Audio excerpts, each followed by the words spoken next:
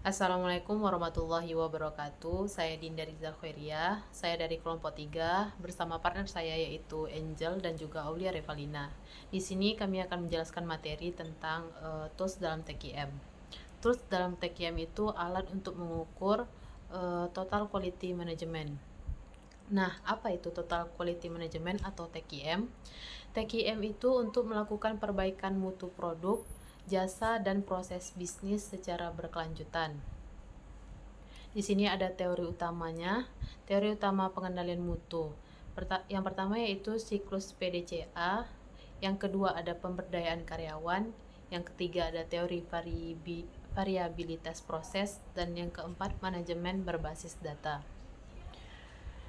Tokoh dan ahli kualitasnya ada Kaoru Ishikawa dan Vilfredo Pareto. Lanjut saja ke alatnya. Alat yang pertama yaitu fishbone diagram.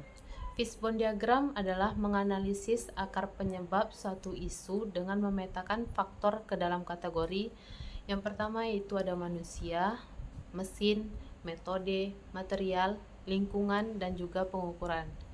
Yang kedua ada Pareto chart, yaitu diagram batang yang mengurutkan jenis cacat dari tertinggi ke rendah, berfokus menyelesaikan masalah besar secara instan.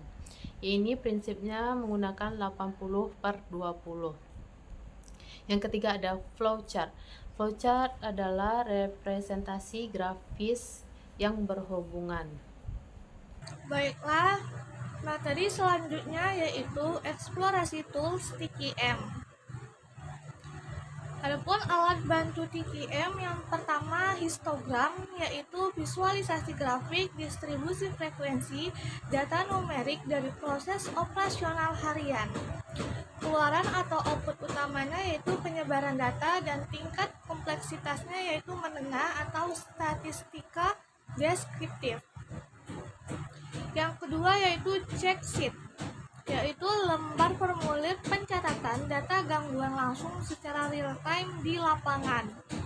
Keluaran atau output utamanya yaitu tabel frekuensi dan tingkat kompleksitasnya sangat rendah atau praktis. Yang ketiga, control chart, yaitu grafik garis pemantau deviasi batas atas atau UCL dan batas bawah LCL. Keluaran atau output utamanya yaitu stabilitas proses dan tingkat kompleksitasnya tinggi atau kuantitatif. Yang terakhir yaitu scatter diagram, yaitu plot titik pemeta keterkaitan hubungan sebab akibat antar dua parameter kualitas. Keluaran atau output utamanya yaitu korelasi variabel dan tingkat kompleksitasnya menengah. Selanjutnya yaitu studi kasus nyata industri. Implementasi kasus real di lapangan. Penerapan quality tools terbukti sukses merestrukturisasi tingkat cacat produk pada dua sektor industri Indonesia yang berbeda. Yang pertama pada PT Tunggal Putri Rahayu Bandung pada sektor konveksi. Penggunaan lembar periksa dan Pareto chart berhasil melacak kecacatan jahit kain dominan untuk diperbaiki segera. Yang kedua yaitu pada PT Maskom Grafis Semarang, yaitu pada sektor percetakan. Penggunaan peta kendali atau control chart menekan deviasi cetak pada mesin secara signifikan. Adapun analisis kelompok penggunaan tools. Rekomendasi frekuensi penggunaan alur pemecahan masalah kualitas. Yang pertama, check sheet atau koleksi data yaitu sebesar 95%. Pareto analisis prioritas yaitu 85%. Fishbone akar penyebab yaitu sebesar 80%. Dan contour chart monitoring itu sebesar 65%. Integrasi beruntung, check sheet, Pareto, Fishbone merupakan kerangka kerja dasar TQM yang paling efisien, ekonomis, serta aplikatif untuk mendongkrak kinerja mutu UMKM hingga manufaktur besar. Selanjutnya materi yang akan dijelaskan oleh Angel. Baiklah, materi selanjutnya yaitu integrasi manajemen operasional. Pada slide ini menjelaskan bahwa TQM memiliki hubungan yang erat dengan manajemen operasional melalui standarisasi dan pengendalian.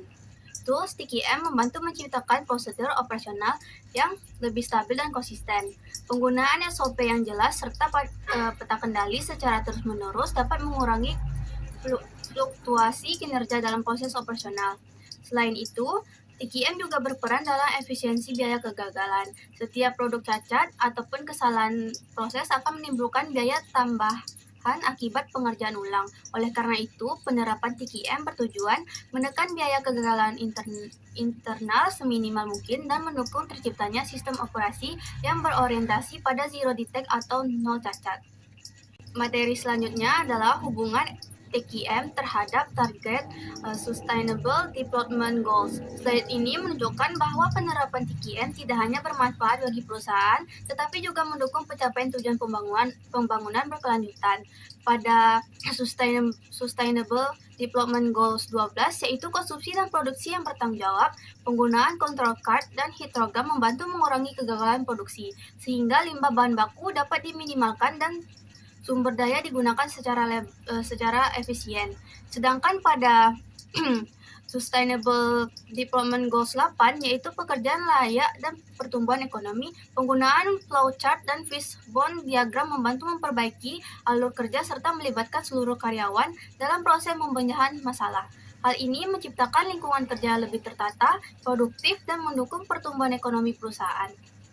Selanjutnya, kesimpulan. Sebagai kesimpulan, sinergi dari 7 Quality Tools merupakan salah satu kunci keberhasilan penerapan total quality management. Berbagai alat pengendali mutu yang telah dibahas tidak hanya berfungsi untuk mengolah data statistik, tetapi juga membantu manajemen dalam mengambil keputusan berdasarkan fakta dan data yang nyata. Dengan penerapan tools yang tepat, perusahaan dapat meningkatkan kualitas produk dan proses, mengurangi pemborosan, meningkatkan efisiensi operasional, serta mendukung perbaikan berkelanjutan. Oleh karena itu, 7 Quality Tools menjadi bagian penting dalam mencapai tujuan kualitas dan daya saing organisasi.